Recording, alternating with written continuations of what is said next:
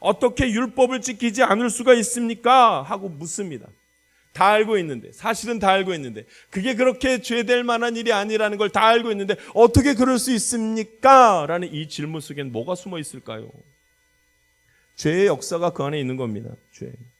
그들이 숨기고 있는 한 가지가 있습니다. 바리새인들이 숨기고 있는 한 가지가 있습니다. 마음속에 예수님을 정죄하고 싶은 마음이 있었습니다. 예수님이 하는 일 가운데 예수님이 하나님의 아들이 아니라는 것을 말하고 싶었습니다. 그리고 내가 더 의롭다고 그렇게 말하고 싶었습니다. 자기를 자랑하고 자기의 의를 나타내고 싶었던 거예요. 안식일에 이삭을 잘라먹은 것이 엄청난 죄를 지은 것처럼 그렇게 느껴지는 이유가 있습니다. 죄의 역사가 일어나기 시작하면 본질과는 상관없는 일들로 인하여서 그렇게 죄인인 것 같고 아무것도 하지 못할 것 같고 사람들을 정죄하고 내가 더 낫다고 말하고 이런 일들을 막 벌리는 거예요. 죄인을 만들려고 율법을 주신 것이 아니라, 우리를 불편하게 하려고 율법을 주신 것이 아니라 우리가 하나님의 자녀인 것을 알게 하시려고 율법을 주셨다고 말합니다. 할렐루야.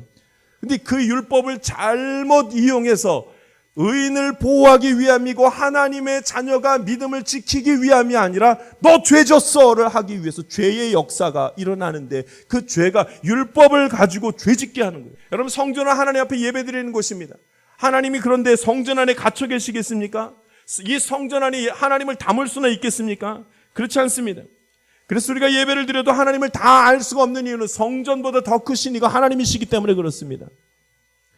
때로는 인간의 불순한 모습 때문에 우리의 예배가 하나님 앞에 온전히 드려지지 못할 때가 있습니다.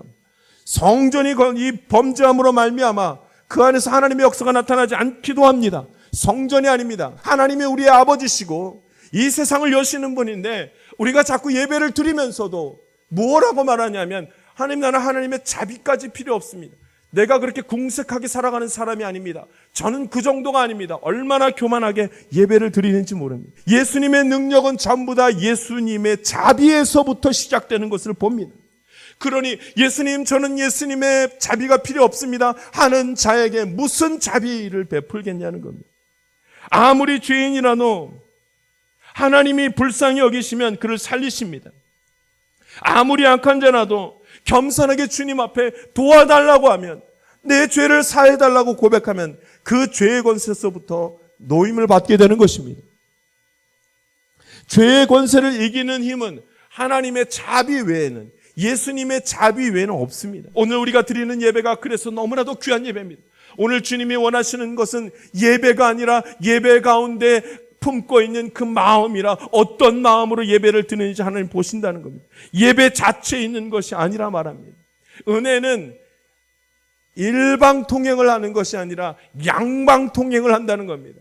주님, 내게 은혜를 주시옵소서 하고 손을 드는 자들에게 예수님이 은혜를 주신다 말합니다.